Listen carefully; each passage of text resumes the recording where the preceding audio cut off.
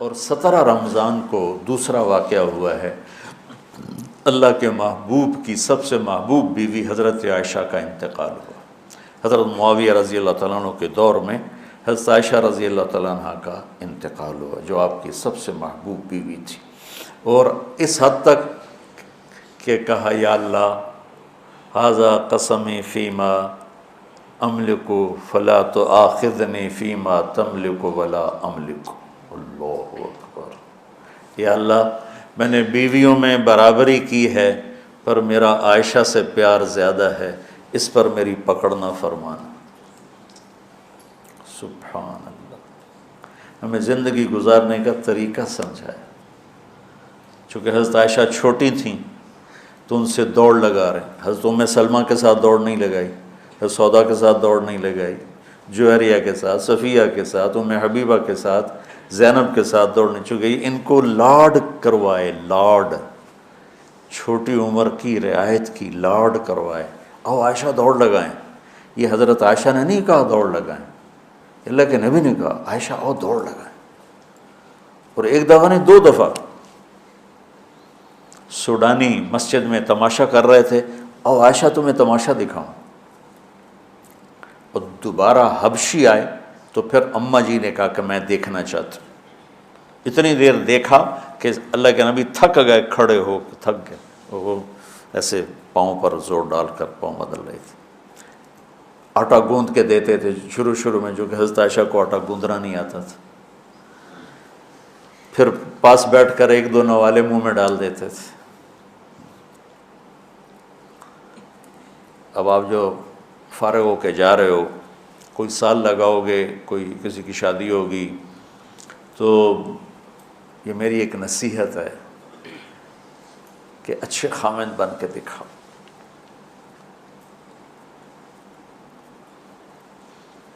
اور اچھا خامند وہ ہوتا ہے جو اچھے اخلاق والا ہے۔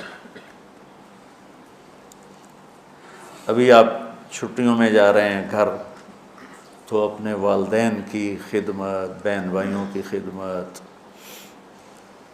وہ تبلیغ میں ایک اصطلاح چلتی تھی، عبادت سے جنت ملتی ہے، خدمت سے خدا ملتا ہے، یہ کہا کرتے تھے خدمت کی۔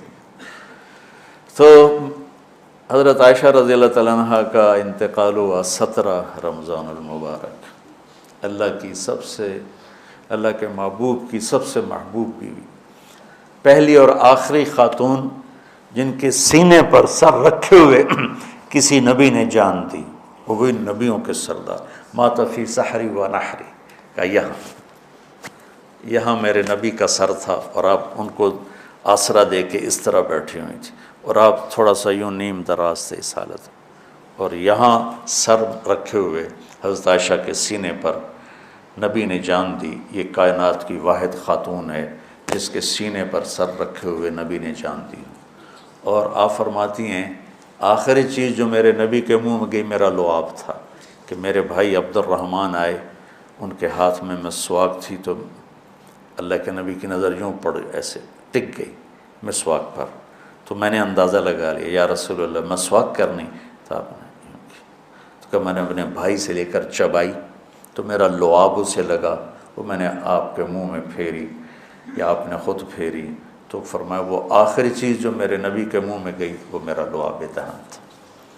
اور واحد خاتون ہے جن کا حجرہ کسی نبی کی قبر بنا، حضرت عائشہ کا گھر ہی آپ کے لیے آخری آرام کا بنا، اور کائنات کی 2 عظیم ہستیاں ابوبکر اور عمر، ایک دفعہ مسجد میں داخل ہوئے تو آپ کے ابوبکر عمر دائیں بائیں تھے، تو آپ نے ایسے دونوں کے ہاتھ پکڑ لیے، کہا ہمیں دیکھ رہے ہو؟ کہا جی۔ آپ نے کہا ھذا نحشر یوم القیامہ، قیامت کے دن میں اسی طرح اٹھایا جاؤں گا کہ ادھر میرے ابو بکر ہوگا اور ادھر میرے عمر ہوگا۔ تو ام عائشہ وہ واحد خاتون ہیں جن کا گھر میرے نبی کی آخری آرام گاہ بنا، جہاں 70,000 فرشتے صبح آتے ہیں، شام تک درود پڑھتے ہیں، وہ چلے جاتے ہیں، شام کو 70,000 آتے ہیں، صبح تک درود پڑھتے ہیں۔ یہ واحد خاتون ہیں جن کے ساتھ آپ لیٹے ہوتے تھے تو وحی آتی تھی، کسی اور بیوی کے ساتھ آپ لیٹے ہوتے تھے تو وحی نہیں آتی تھی، ام عائشہ کے ساتھ لیٹے ہوتے تھے تو وحی آتی تھی۔ آپ کی برکت سے تیمم ملا۔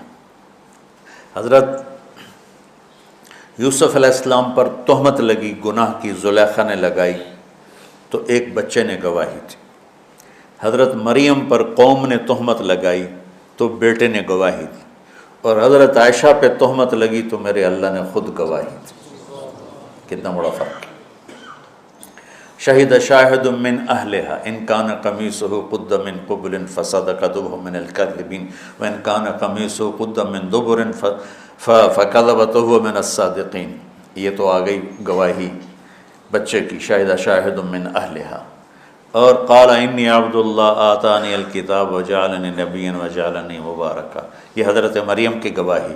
اور حضرت عائشہ کی ان الذین جاؤوا بالعفک عصبۃ منکم لا تحسبوا شر لکم بل هو خیر لکم لکل امرئ منہم ما اکتسب من الاثم والذی تولى کبرہ فلہ عذاب عظیم۔ اللہ تعالیٰ، علامہ زمخشری اپنی تفسیر میں فرماتے ہیں کہ پورے قرآن میں اللہ کہیں اتنا غضبناک ہو کر نہیں بولا جتنا ان آیات میں غضبناک ہو کے بولا ہے، جس میں اماں عائشہ کی پاک دامنی کو اللہ نے بیان کی۔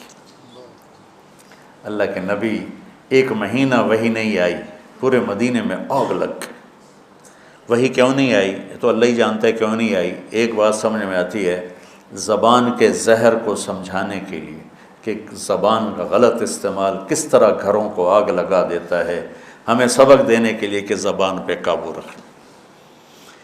اس حد تک حالات پہنچ گئے کہ میرے نبی گئے حضرت عائشہ کے پاس، عائشہ اگر تجھ سے گناہ ہو گیا ہے تو معافی مانگ لے، اللہ معاف کر دے گا۔ اس حد تک ذہن پر اثر ہوا باتوں کا کہ عائشہ اگر تجھ سے کوئی گناہ ہوا ہے تو توبہ کر لے، اللہ معاف کر دے گا، اور اگر نہیں کیا ہے تو اللہ تیری پاک دامنی بیان کرے گا۔ تو عائشہ فرماتی ہیں 24 گھنٹے ہو گئے تھے، نہ کھایا تھا، نہ پیا تھا، نہ سوئی تھی، صرف رو رہی تھی۔ تو ایک دم میرے آنسو خشک ہوئے، میں اٹھ کے بیٹھ گئی۔ میں نے کہا ابا جان میری صفائی پیش کرو۔ ابو بکر وہ ایسے کانپ رہے تھے کہ بیٹی میں تو کچھ نہیں کہہ سکتی۔ اماں جان ام رما میری صفائی پیش کرو۔ وہ بھی کہنے لگے بیٹی میں تو کچھ نہیں کہہ سکتی۔ تو کہ میں نے ایک دم چمک کے کہا سچ بولوں گی تو کوئی مانے گا نہیں، جھوٹ بولوں تو اپنے آپ کو برا کہوں، بس میں وہ کہتی ہوں جو یوسف کے باپ نے کہا تھا، حضرت یعقوب۔